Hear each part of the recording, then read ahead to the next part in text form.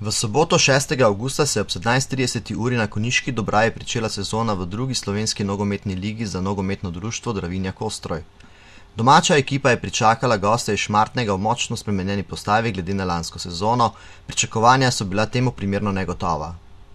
Otvoritveno tekmo sezone, ki ni postregla s presežki, je spremljalo okoli 200 gledalcev, ki nad prikazanim nikakor niso mogli biti zadovoljni. Domača ekipa je srečanje izgubila za 0:1. Edini gol na tekmi je v 41. minuti dosegel Matevž Lenošek in s tem ekipi iz Šmartnega že na prvi tekmi v gosteh zagotovil spodbudne 3 točke na prvenstveni lestvici.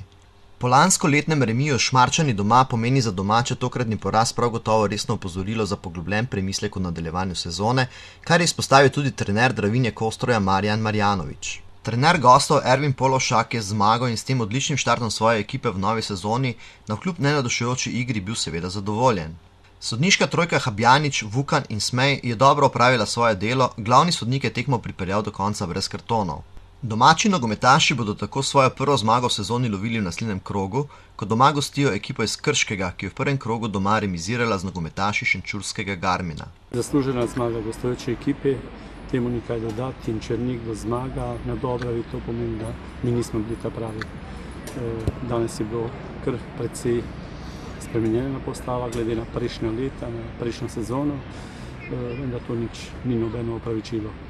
Vse težave ostajajo za nami, pred nami je prvenstvo in tu se bo treba drugače odzvati.